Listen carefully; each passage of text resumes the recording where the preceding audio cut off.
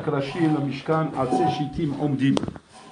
Le Midrash Rabbah de Shemot ramène Vasita et Akrashim, la Mishkan, Adao Dirtiv, Isbi'u Atse Hashem, Arze Levanon, Asher Nata. Arbe Beriot, Barakadosh Bohu, Be'olamo. Plein de créations Hashem a fait dans le monde. Velo Ayolam Raoul Ishtamesh Bahem. Et le Olam n'était pas apte à s'en servir. Ve Ganzo Akadosh Bohu Mila Olam. Yakosh Bohu, il était gonez otam.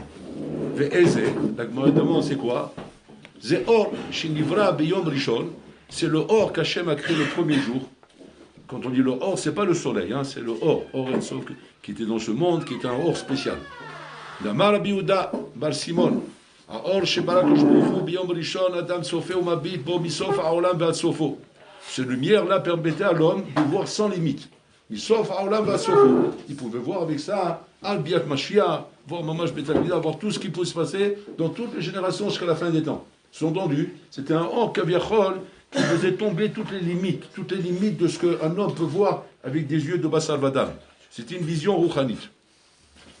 כיוון שנסתכל הקדוש ברוך הוא בדורו של אנוש ובדור המבול, ובדור הפלגה, שמעשה מקולקלים, dès qu'il a vu Akadosh Baruch Hu qu'il va y avoir des générations מקולקלים dans le monde, אמר לגנזו מהם, il était גונז אותם על המקום, גנז את האור, שנאמר וימנע מרשעים אורם, ולמי גנזו, pour qui Hachem il a été גונז la lumière, pour qui l'a caché, לצדיקים לעתיד לבוא, אור זרוע לצדיק, comme c'est marqué, אור זרוע לצדיק. Voilà le Midrash Rabbah qui nous ramène.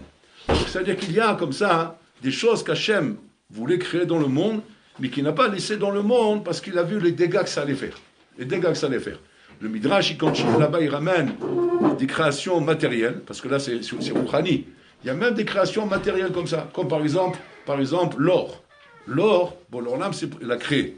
Et quand il a créé l'or, qui est une matière très, très chère et très, très, comment dire, yikara, très spéciale, bon, l'orlam, il s'est posé la question, est-ce que je laisse l'or dans le monde ou pas? Ça va créer, chas de shalom, des shigaon dans le monde, des folies, des dégradations au niveau matériel, sauf il a dit non, je laisse l'or dans le monde, pourquoi?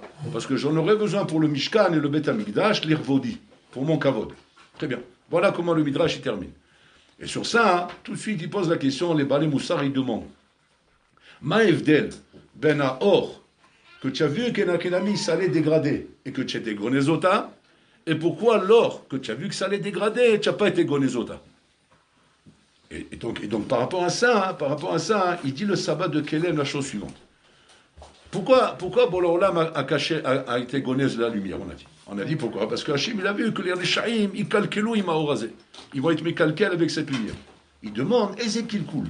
Quel qu'il coule, ils vont faire avec ça? Il explique là-bas, il saute là-dessous. Il dit qu'en vérité, la chose principale qu'Hachem a mis en place dans le monde, lorsqu'il a créé le monde, c'est la Bechira. La Bechira, que l'homme il a le libre arbitre de pouvoir faire son choix dans la vie et de décider ce qu'il veut faire dans ce monde. À quel écart que la Bechira doit être respectée, c'est que l'homme doit vivre dans un monde où il a l'impression chez Endin Ven Dayan. Chez Endin Ven Dayan. C'est-à-dire que vraiment, je fais ce que je veux. Je peux faire ce que je veux. Parce que si jamais l'homme a l'impression, effectivement, que quand il fait quoi que ce soit, à la makom, il voit comment le din ou le dayan lui tombe sur la tête, c'est fini, la bechira, elle n'est pas respectée. Et donc, par rapport à ça, Bolorlam m'a donné une bechira chofshit gmura à l'homme. Et on sait très bien combien, si cette bechira n'existait pas, combien le monde serait complètement différent. On verrait comment le monde, les maasé, ferait régner Hachem, comment il serait bishobal la kadosh bohu, parce que c'est pas dire que sans bechira, on milevado. Seulement grâce à la bechira, ouais, ou à cause de la Bechira, l'homme, chas shalom, il se détourne de la voie d'Hachem. Et là-bas, le sabbat de Kelem, il dit, et on sait très bien, combien que si Hachem, il avait fait juste un petit réglage dans la Bechira, et qu'il avait fait en sorte que la Bechira soit un peu diminuée, qu'elle ne soit pas les gamré, qu'elle ne soit pas chofshit, pas Bechira chofshit, mais une Bechira be'akbalot. On sait très bien combien le monde Bechlal serait différent du monde qu'on a aujourd'hui, et combien Bechlal, il y aurait beaucoup plus de Rouchaniou dans le monde. Et malgré tout, bon, alors l'âme s'est dit non, un d'avoir casé. Il faut qu'il y ait une bechira chofshit. Bon, tout ça on sait pourquoi, c'est pour Namad et Kisoufa. Mais en tout cas, il faut qu'il y ait bechira chofshit. Il a fait mot. Par rapport à cela, il dit le sabbat de Kelem, voilà la raison pourquoi Hachem il a été gonez l'or. Pourquoi?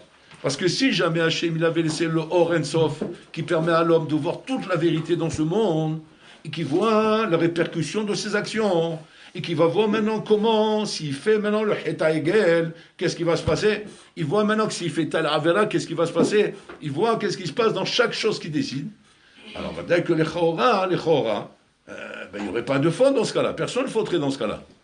Il dit là-bas le sabbat de Kélem, Ma Kavana Areshaim Ikalkelu, parce qu'étant donné qu'Hachem veut préserver la Bechira, donc Boréolam serait obligé dans ce cas-là, pour préserver la Bechira, en laissant le Or Aganous dans le monde, d'augmenter le Kishouy Orlev des Reshaim pour pouvoir garder la Bechira malgré le Or Aganous. Nora Ve'ayom.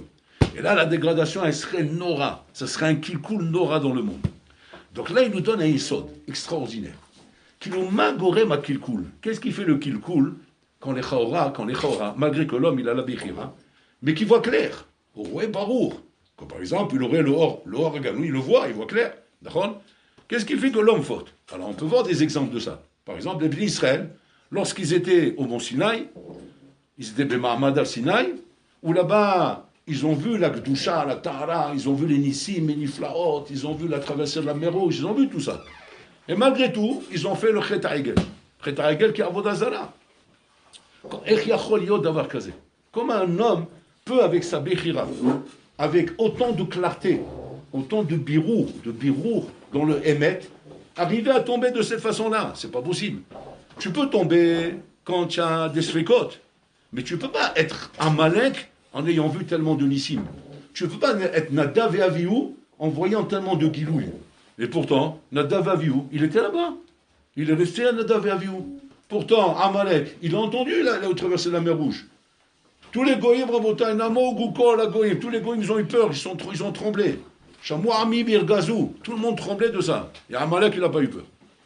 Et là-bas, quand je vous dis, il dévoile le Yesod. Le Yesod, c'est quoi? C'est quoi? Am Kshe'oref. Am Kshe'oref. C'est un peuple têtu. Alors, regardez la question qu'on se pose tout de suite, c'est quoi? Quoi? L'entêtement, c'est ça le problème? C'est l'entêtement qui amène l'homme et le Chilami à faire une avera. On peut comprendre que l'homme s'entête quand il croit qu'il a raison. Il croit qu'il a raison, alors il s'entête. Mais on ne va pas dire que l'homme, l'entêtement peut l'amener à faire quelque chose qui est faux. Si c'est qu'il a faux, ben, il se calme tout de suite. Non. La Torah vient nous dévoiler la chose suivante. Que quand Chaz Vechalila, Rabotai, un homme, il a un timtoum dans son crâne. Un timtoum dans son crâne, c'est-à-dire qu'il a une bêtise dans sa tête, Rabotai. Parce que la Bechira doit laisser la possibilité d'avoir des bêtises dans sa tête. Et que ces bêtises dans ta tête, Chaz Veshalom, maintenant, elles sont face à une vérité. Face à un maître qui est flagrant, qui te cogne au visage. Comme Mahamad al-Sinaï. Tu ne peux pas plus que ça. On est bien Mahamad al-Sinaï. Et maintenant, le bonhomme, il lui trempe dans la tête de faire quoi? D'ouvrir une boîte de nuit en bas du mont Sinaï. Comme ça. On va s'amuser un petit peu, non? Ça va. Il y a une moutarde c'est permis de se détendre un peu. Alors, un petit boîte de nuit en bas du mont Sinaï. Maintenant, tu dis quoi? Tu dis le Mshouga. Maintenant, c'est le bon qu'elle est. Tu vois pas le Mahamad al-Sinaï. Tu vois pas le Kilou Hashem. Tu vois pas les Barakim. Comment tu peux faire une chose pareille? Am Ksheoref. C'est-à-dire la force qu'il a un homme, Rabotai, qu'il utilise un homme, quand il a un timtoum, de faire la Avera malgré qu'il connaît la vérité, c'est ça le Yesod qui nous dit au sabbat de Kélem, c'est l'entêtement. C'est-à-dire il reste têtu de rester sur ses positions malgré qu'il connaît la vérité. Et ça l'amène à quoi? Ça l'amène à Chaz Shalom, à dégrader le Olam, à dégrader tout. C'est-à-dire à dire carrément, Tamut nafshim pelishtim, je suis prêt à mourir pour ça et je meurs et c'est pas grave. Aïkar, c'est que je peux pas résister à ça. Je ne peux pas arriver à me surpasser sur cette chose-là. Et donc je suis prêt à mourir pour ça. C'est-à-dire c'est un kshérolev, c'est-à-dire que très souvent, on ne se rend pas compte à Botaï.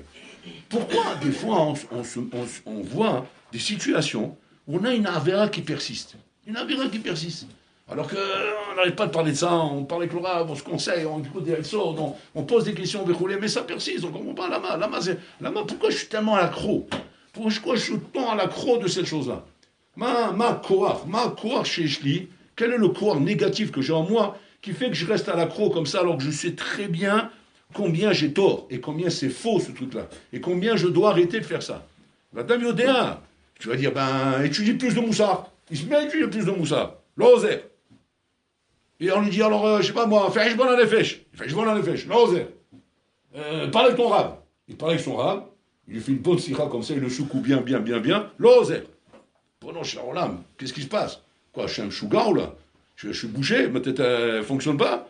Combien je peux utiliser? Je vais nous en, Ashkafa, parler au rab. Cheshbon Hanefesh.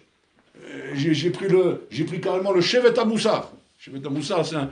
Et le Rishit Chochma, ce sont deux soirées de Moussar qui sont interdits au moins de 18 ans. Interdits au public non averti. Pas moins de 18 ans. Interdits au public non averti. Maintenant, c'est des soirées que c'est où tu passes ou tu casses. C'est-à-dire où tu passes et tu deviens vraiment sadique, ou bien bar maintenant, tu tombes dans la déprime et Hachem Alachem a tiré une balle dans la tête. Tu te suicides, quoi. Tu te suicides. C'est des soirées très très dures en Moussar. Et le bonhomme, il étudie ça. Il s'est mis à étudier ça. Il continue à faire les avérotes. Maintenant, le Pélé Plaïm, c'est quoi? Le Pélé, si tu vas dire, bon, alors au moins, qu'on voit chez toi, hein, au moins une démarche honnête. Alors, c'est quoi la démarche honnête? La démarche honnête, c'est de dire, bon ben, jette, lâche tout ça. Lâche la Torah, lâche ton livre, enlève ton habit, enlève ta barbe, enlève ton chapeau, enlève tout ça, et va faire ta avera, comme a dit la Gemara. Qu'est-ce qu'elle dit la Gemara? Ima Shabbat, Yisarara, Bemetamtem Otra, Tibash Cholim, ותגלה למקום שלא מכירים אותך, ותעבור את העבירה שלו. Comme ça, dit la Gemara, c'est quoi? Elle donne un conseil comment on fait la enveloppe. Genre, tiens, un problème? Bon, sors de mes bras, quoi. Va à Tel Aviv, là-bas, dans Dizengoff, ou je sais pas, ou à Nambi, ou je sais pas quoi, dans le quartier, là, Zama, tous les mahboulim, là-bas. Ouais, tous les mahboulim à Tel Aviv, là-bas. Et là-bas, on va pas te reconnaître. Attention, tu mets un petit blouson noir, comme ça, petit cuir, comme ça, un petit jean, comme ça. Ouais, bon, tu te rases de près, et tu vas à Tel Aviv, tu t'éclates une fois pour toutes, parce que tu es en train de devenir fou, et après tu reviens, et après on verra. Mais pour l'instant, une chose, je te demande, fais pas ta ravera ici devant tout le monde. Voilà, n'empoisonne pas ce qui est propre. Ouais, il y a une cagette de pommes, elle est propre, il y en a une qui pourrit, mets-la de côté. Je ne veux pas la jeter, mets-la là-bas, mais la laisse pas ici au milieu. Parce qu'il y a une au milieu, qu'est-ce qui va se passer? Elle va pourrir tout. C'est quoi la ça qu'elle donne la Gemara ici? Quoi, elle donne ça comment faut faire, Hazu Shalom? C'est quoi la Haïtsa Rabotai? En fait, la Gemara veut nous expliquer un histoire d'Hatsoum ici. Elle veut nous expliquer qu'en fait, tout le problème qu'il a l'homme Rabotai, c'est le Ksher Oref. Le Ksher Oref Rabotai qui vient à cause du fait que tu crois que tu peux vivre Rabotai en association avec ces deux choses en même temps. Avec ces deux choses qui sont contradictoires. Comme il leur a dit Lyonavi. Almata était possible d'acheter ces films. Jusqu'à quand vous allez rester comme ça, un pied là et un pied là? Ou bien vous êtes enlevé de ta Baal, ou bien vous êtes enlevé de ta Shem. Jusqu'à qu'il a fait mamash un maassé, on a vu là-bas, il a amené les à Baal pour leur montrer. Venez, on va voir qui a raison. Il a amené là-bas 2 vaches pour faire le test. Mais pourquoi tout ça? Parce qu'ils se rendaient compte que quoi? Que le problème dans lequel le bonhomme était, le Ham Israël se trouvait, c'était le posséage des séifim. D'être en même temps là et là. Et ça, qu'est-ce qui permet de faire ce compromis, d'être posséage des séifim? C'est le Ksher Oref. Le Ksher Oref, il permet ça. C'est l'entêtement de ne pas vouloir lâcher la Avera. L'entêtement de ne pas lâcher la Avera et de ne pas lâcher la Torah. Parce que la Torah, je ne veux pas la lâcher. Et la Avera, je ne veux pas la lâcher. Je ne peux pas m'imaginer maintenant que je vais lâcher la Torah à cause de la Avera. Ou bien que je vais lâcher la Torah la Avera à cause de la Torah. Ni l'un ni l'autre, je peux le lâcher. Qu'est-ce qui donne le croire à l'homme, Rabotai, de vivre dans une stira comme ça? Le Ksher Oref. L'entêtement donne le corps à l'homme de vivre dans une stira comme ça. Un homme qui n'a pas Ksher Oref, un homme qui a un ava. Un ava, c'est-à-dire qu'il est modé à la émet. Modé à la émet. C'est-à-dire qu'il est haram et tout, on lui dit une vérité à la makor. D'accord, je suis d'accord avec vous. Vous avez raison. C'est-à-dire qu'il change à la makor, parce qu'il écoute la vérité. Modé à la émet. Ça, c'est le contraire de Ksher Oref. Un bonhomme comme ça, impossible qu'il soit possédé à acheter ses films. Impossible. Il sera là ou là. Alors, maintenant, on comprend la Gemara. La Gemara, elle te dit comme ça. Sois pas possédé à acheter ses films. Tu as une avera à faire. Sois cohérent avec toi-même. Habille-toi. Mets-toi le plus en et va là-bas. Comme une fois, quelqu'un m'a raconté qu'il était à Tel Aviv. C'est un chiloni, pas un chiloni, les juifs comme ça, light. Les petits parigots comme ça. Il m'a dit qu'il est parti au cinéma à Tel Aviv. Il m'a dit, il a vu un barbu là-bas. En train de faire la queue pour rentrer au cinéma. Il m'a dit, j'ai pas pu. Mais là, que bon Dieu me pardonne. Bon Dieu me pardonne, mais j'ai pas pu me retenir. J'étais le voir. Et je dis, dites-moi, t'as qui liata? T'as l'homme Bayesh et Mazakan Shulchan, d'accord? Ah, il lui dit, Laman Bayesh. Pourquoi je vais avoir honte? Azma, Ani Yershani. Je suis comme je suis. Et voilà, Je ne vais pas me cacher, non. Ce que j'ai envie de faire, je le fais. Il dit, alors il dit, ministère, je ne suis pas d'accord avec toi. Je ne suis pas d'accord avec toi. Pourquoi? Parce que si les gens ils vont te voir, ils vont en prendre de toi. Si tu es là-bas, ben, tu es là-bas. Tu n'es pas là-bas, tu n'es pas là-bas. Tu ne peux pas prendre la Torah et l'amener partout avec toi. Là où Torah ne veut pas rentrer, ben, tu ne dois pas rentrer. Et c'est ce que la Gemara t'apprend. La Gemara te dit, tu pas chorim pour le sel. C'est que la Gemara te dit pas, va faire ta vela. Non, change ton look. C'est quoi le pshat? Et qu'est-ce que ça va changer si je change mon look? Au contraire, je risque de tomber encore plus bas. Au contraire, tu devrais me dire, a priori, reste avec ton look et va faire la vela. Pourquoi on me dit, non, change ton look et va faire la vela? C'est bizarre quand même. C'est bizarre qu'on met ça. Moi, j'aurais dit plutôt le contraire, au niveau pédagogique, au niveau chino, non. J'aurais dit, non, assume. Reste comme tu es. Reste là et va faire la vela. Comme ça, on aurait dit. Ouais. Non, en fait, la Gemara va t'apprendre autre chose. Parce que la Gemara, elle sait le problème qu'il y a ici et que nous, on ne sait pas. C'est quoi? C'est qu'en fait, il y a ce qu'on appelle Kishu Orlef. Il y a l'entêtement. Et l'entêtement, c'est une mida rabotai nora ve'ayom qui peut amener l'homme rabotai à ne pas être dérangé par la contradiction qu'il y a ici. C'est ça qui fait le hichouv entre les contradictions chez un bel homme.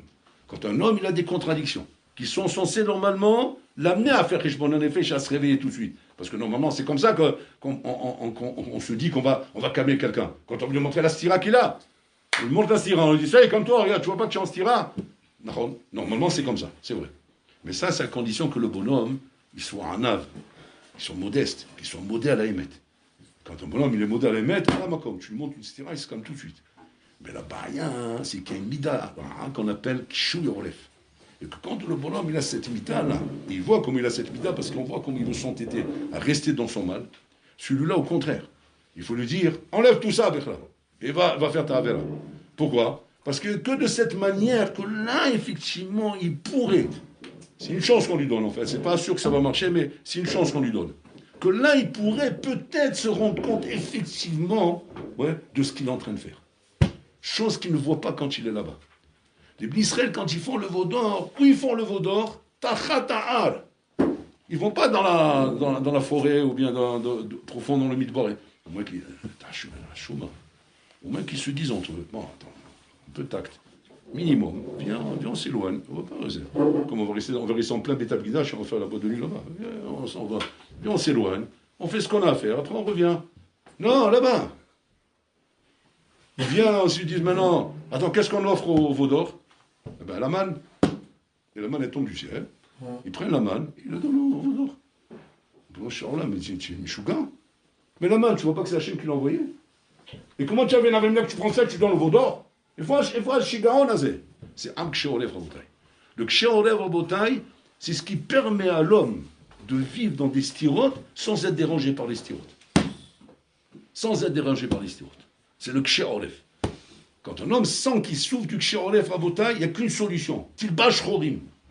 Genre, salis pas la Torah. Tu as un problème, tu es mshuga, ok, sois mshuga tout seul. Là, je l'adorais va-t'en. Là, à ce moment-là, je ne peux plus te dire maintenant, garde la Torah avec toi et ne lâche pas pour qu'elle te sauve la vie. Non, elle ne sauvera pas la vie, là. Au contraire. Là, elle t'amènera encore pire, à la transgression encore pire. Parce que là, ça fait l'effet inverse. L'effet inverse, c'est quoi? C'est l'arkacha et la bonne conscience de se dire, non, mais je suis quand même un religieux, je suis quand même un maître Torah, je suis quand même bien. Et donc, ça te donne la bonne conscience de croire que je peux continuer à faire des bêtises sans avoir l'impression de me mettre en porte-à-faux. C'est pas comme ça. Il faut que tu vois que tu es en porte-à-faux. Et comment je vais le voir? Et Nachinami, quand tu enlèves tout ce déguisement-là, c'est Ashkafort, tous ces ignanim, roulés, et va te voir en face dans la glace, va voir un peu quoi tu ressembles. Et là, à ce moment-là, peut-être, ça va t'aider. Peut-être, c'est ce qu'il voulait faire Elia Onavi. Al-Mata était possible d'acheter ces films. Si vous êtes là, vous êtes là. Si vous êtes là, vous êtes là. Alors venez, on va aller jusqu'au bout. Et maintenant, venez, Nachinami, offrir votre avodazara devant les Ovdabal. Il pousse les Bnei Israël, des cas que ton saut, il pose la question, quoi? On doit l'écouter, le Navi, à ce moment-là? Il est en train de nous dire, faire avodazara, je t'agueauma. Bah, putain, on ne doit pas l'écouter. Et là, tishmeoun. Pourquoi? Parce qu'on sait qu'il est Navi. On sait que s'il est un Navi, et on sait que maintenant, il est en train de faire ça pour une opération. Et donc, il faut l'écouter. Nora Vayom, c'est je prends le bonhomme et Nachinami, je le jette dans la vera, pour lui dire, va jusqu'au bout. Si c'est là-bas que tu veux être, alors va là-bas. Aval Altesachek. Ne joue pas avec le bien et le mal. Ne joue pas en disant, Gamze et Gazé, parce que ça te donne bonne conscience pour faire ça. Et c'est ça, Rabotai, le Inyan ici. Le Or, Hachem, il a été Gonez Auto, pourquoi? Parce qu'il fallait que la Bechira reste dans le monde. Et cette Bechira qui reste dans le monde aurait poussé les Réchaïm à être mécalquel encore plus le Olam. Parce que le Or, quel effet il aurait eu? De voir la vérité. Tu vois la vérité devant toi. Mais pour qu'il y ait la Bechira, il faut que je puisse fauter. Tu vas dire, il n'aurait pas pu fauter. Vadaï qu'il aurait pu fauter. Pourquoi? Avec la Mida de Ksharolef. La Mida de Ksharolef, il aurait pu fauter. Donc Vadaï, il fallait cacher l'or, le Ganouz à cause de ça. Donc, voyons. Maintenant, la question qui reste, alors pourquoi l'or, tu ne l'as pas caché? Un Zahav, la Malochi Betaoto. Alors on a dit que le Zahav aussi va faire des kilkouls. Et on voit le kilkoul qu'il a fait. L'argent, les nyanim, le gain, tout ça, c'est le gros kilkoul qu'il y a dans le monde. L'argent, c'est un des kilkouls les plus gros dans le monde. Et ça vient de l'or. Là, il répond le Midrash, non, parce que là, c'est l'irvod Hachem. Étant donné qu'il y a un kavod pour Hachem ici, que l'or va servir pour construire dans le Beth Amikdash des choses comme la menorah, etc., et que ça va être Zekeli Van Veu, pour le kavod Hachem, Teni la Racha Veyamut, qui mange et qui crève. Nous ravaillons. C'est qu'Hachem, il fait un chikoul différent là-bas lorsqu'il s'agit du matériel. Et là, la question se pose, pourquoi tu fais un chikoul différent? Pourquoi là tu crains pas et là tu crains? Il dit là-bas parce que là-bas le kilkoul il est moins grand. Quand le kilkoul, Rabotai, il est pas quelque chose de matériel, le kilkoul il est beaucoup moins grand que quand le kilkoul il est pas quelque chose de spirituel. C'est-à-dire comme ça. Donc un homme, Rabotai, il aimait Tumtam les gamins. Mais Tumtam les gamins, c'est-à-dire qu'en vérité, il met pas en jeu des hashkafot. Il met en jeu que des ta'avot. Et quand tu parles avec lui, tu vois que c'est que des ta'avot. C'est ce qu'on appelle Moumar les ta'ava. C'est Moumar les ta'ava. Donc, c'est pas grave. Celui-là, on peut le récupérer. Et pourquoi on peut le récupérer? Parce que c'est pas des hashkafot, c'est pas Moumar l'achis. C'est Moumar les ta'ava. C'est que de la ta'ava qui est ici. La ta'ava, c'est mes calquels, bravo, c'est mes calquels. Il fait des dégâts avec ça. Mais c'est pas des dégâts qui sont, comment dire, irrécupérables. À un moment donné, ça se récupère. Quand le bonhomme il va se rendre compte qu'il ne gagne pas avec ça, il va se calmer. Mais par contre, Moumar l'achis, quand le bonhomme, il développe des hashkafot contraires à la Torah. C'est-à-dire qu'il se sert de la Torah elle-même pour t'amener des rayot qu'il a raison de faire ce qu'il fait. C'est-à-dire qu'il ne cherche pas des arguments de l'extérieur. Il prend les arguments de la Torah pour te montrer qu'il a raison. Comme par exemple, comme le Gaon de Bina il ramène, comment les Mizrou il ramène, Derech Eretz kadma la Torah. Derech Eretz, avoda. Il faut travailler et étudier. Et de là, ils amènent une raya qu'un homme qui étudie toute la journée, il n'est pas saoul. Tu ne dis pas, il y a deux shitot, il y a deux dalachim, comme dit le Rambam. Le Rambam dit, il y a deux dalachim. Il y a Torah Vavoda, il y a Torah Manuto. Il dit non, c'est pas sourd, Bichlal. S'il va comme ça, la Torah. Il dit le Rambam, là, c'est le bonhomme en bouteille, là, et là, le bgam en bouteille. Là, le bgam de cette chita. Ouais, cette chita Nora en bouteille qui a fait des vagues et des revagues. Qui a détruit beaucoup du Olam HaTorah. Dans le sens où quoi? Où tu prends des hashkafot de la Torah et tu les tournes contre la Torah, Chas Shalom. Tu les détournes de la Torah. Tu ne vas pas chercher d'autres idées pour montrer que tu as raison ou tu as tort. Développe d'autres philosophies, développe des idées personnelles, que tu es en train de piquer de la Torah, les idées de la Torah, et tu les tournes contre elle. Ça, ça c'est Mesoukan. Ça, c'est Moumar l'Achis. Moumar l'Achis, Balmenan, Rabota, c'est Mesoukan. Là, on ne peut pas avancer avec ça. Alors, ce qui ressort ici. Quand il s'agit, Rabota, de quelque chose de matériel, de rouler, où le dégât est au niveau matériel, c'est Moumar l'Etehavon. Mais quand il s'agit d'un dégât qui touche au Rouhani, c'est Moumar l'Achis. C'est quand la chose touche au Rouhani, où là, tu vas devoir t'expliquer devant ta position devant Hachem. Et pourquoi? Parce que tu veux rester devant Hachem. Attends, on sait dire, Nochar, on Hachem. Ah bébé, tu ne peux pas en même temps être avec Hachem et en même temps avec l'autre côté. C'est pas un d'avoir cassé. Un d'avoir cassé. Tu dois faire un choix dans ta vie. Dans ta vie, tu dois faire un choix. Pourquoi? Pourquoi tu dois faire un choix? Pour que tes hashkafot ne soient pas abîmés. Pour que tu restes clair dans ta tête. Et savoir une achinami. C'est Ohemet au Sheker. Il n'y a pas au milieu. Il n'y a pas un moitié Emet, moitié Sheker. C'est Ohemet au Sheker. Maintenant, tu peux dire, et ça que je vous l'accepte, de dire caché. C'est difficile pour moi. Je ne suis pas encore arrivé à cette madriga. Je vais y arriver. J'ai encore du mal. J'ai besoin encore de faire des efforts. C'est-à-dire, ça, il n'y a pas de problème. Pour l'Olam, il te dit, il te dit, tu n'as pas besoin de finir le travail. Prends ton allure, avance à ta vitesse. Le Icar, c'est que tes hashkafot soient shlemot. C'est-à-dire qu'il y a une chose, Raboté, sur laquelle on ne négocie pas, c'est sur l'ashkafa. On négocie sur le maasé. Le maasé, tu as toute ta vie. Et si à la fin de la vie, je n'ai pas réussi, c'est pas grave. T'inquiète pas. Bon, alors là, il a un système, comment, avec les Gilgoulim, comment rattraper les maasé. Il y a un truc qu'on ne peut pas rattraper, c'est l'ashkafa. L'ashkafa, là-bas, on demande shlemut. Là-bas, on demande 100%. Là-bas, il n'y a pas doucement, attends, laisse-moi comprendre. Pour l'instant, laisse-moi avec mes idées tordues. Et peu à peu, je vais arriver aux idées claires. Et c'est en prêchant le faux qu'on arrive au vrai. Et comme ça, avec le vice, avec les siboubim, les zigzagim, en d'avoir kazé. Là-bas, il n'y a pas là-bas, c'est tout ou rien. Soit tes ashkafot, elles sont justes, soit elles sont fausses. Et ça, il faut tout de suite corriger. Il n'y a pas de doucement, léat, vous roulez. Dans les maasim, on te dit doucement, mais pas dans les ashkafot. Et ça, à Botaï, c'est ça la différence entre le or et l'or. Le or, à Botaï, qui représente quelque chose de rouchani, là-bas, la malamakom, il l'a mis de côté. Pourquoi? Parce que là-bas, il s'est dit shimishvo. Là, forcément, ça va être nogué à ashkafot. Par contre, si c'est l'or, l'argent, vous roulez, ça va, c'est plus matériel. C'est plus matériel, le dégât ne va pas être aussi grand que ça. Et malgré tout, Rabotai, même si matériel, là-bas, il faut faire très attention. Très attention à avoir des ashkafot clairs dans sa tête. Et ça, c'est ce que le Chazon Ish, il disait, Rabotai, tout le temps, je le répète à chaque fois, qu'il vaut mieux se tromper dans l'alacha et pas se tromper dans l'ashkafa. Même tu te trompes dans l'alacha, et qu'à cause de ton erreur, tu étais mechalel Shabbat. Mechalel Shabbat, Rabotai. C'est beaucoup moins grave, dit le Chazon Ish, que de faire une erreur dans l'ashkafa. Pourquoi? Parce que là-bas, ce qui touche à l'alacha, c'est blanc ou noir. C'est caché ou à source. Il n'y a pas 36 000 directions. Tu t'es rendu compte, tu t'es trompé. La prochaine fois, tu vas apprendre. Tu dis, oh, je me suis trompé. C'est une erreur. Je crois que c'était comme ça, c'est pas comme ça. La shkafa, bichlal, c'est l'avion dans lequel tu voyages. C'est là où tu montes. C'est le train qui t'amène en direction de l'endroit où tu t'es mis, bichlal. Là-bas, ça touche pas à une nikuda. Ça touche à tout ton être, à tout ce que tu es, bichlal. Donc la shkafa, c'est quelque chose qui est généralisé chez l'homme. Là-bas, fais attention. Mais oh, l'Isère, les ashkafa, jomim, bichlal, comme à l'époque, Rabbi Yeshiv, il raconte qu'il y avait un bonhomme qui parlait, qui faisait des discours, etc., qui faisait des sirotes, etc., et qu'il était très intéressant dans ses discours et tout, etc., et que beaucoup des Bnei Torah, ils allaient écouter parce qu'il était très fort. Il avait des philosophies comme ça très puissantes. Et il avait demandé conseil à son grand-père, le Shem Shebo, pour savoir s'il peut aller ou pas. Il a dit, je t'autorise à aller lorsque tu me trouveras un savant qui est capable de pouvoir nettoyer tout ce qui va encrasser dans ta tête. Et il a compris qu'on ne peut pas aller.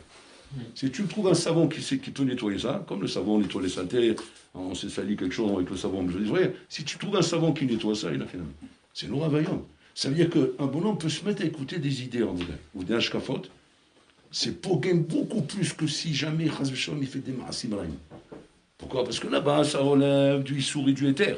Mais là, ça relève de l'ashkafa. Et si jamais l'idée elle est fausse, ça te fausse tout ton raisonnement. Et tu ne sais même pas que tu es en train de te tromper dans ton raisonnement. Et une erreur de raisonnement t'amène forcément à une direction différente à Botaï. À un autre endroit, mais c'est une autre adresse, c'est plus rien à voir. Et ça, c'est la chose essentielle que Mamash Kambarou doit apprendre d'abord, avant tout à l'Yeshiva. Ça, c'est ce qu'il disait Rav Abramski. Rav Abramski disait toujours qu'on vient à l'Yeshiva avant tout à apprendre à être un Ben Adam, avant même d'apprendre à l'Ornon. Comme ça, il dit. Avant d'apprendre à l'Ornon, d'abord apprends à être un Ben Adam. Parce que si tu n'es pas un Ben Adam à l'Yeshiva, même tu sais l'Ornon, en sortant de l'Yeshiva, tu ne deviendras pas un Ben Adam. Par contre, l'Ornon, tu pourras toujours l'Ornon. Comme ça, il disait. C'est Noura, c'est pas chaud. Tout le monde se dit comme ça. L'Yeshiva, c'est pour l'Ornon, c'est pas pour étudier. C'est Nahon. Attention. Aïkar, liot Ben Adam. C'est apprendre à être un Ben Adam. Parce que dehors, il n'y a pas. Dehors, il n'y aura pas ça.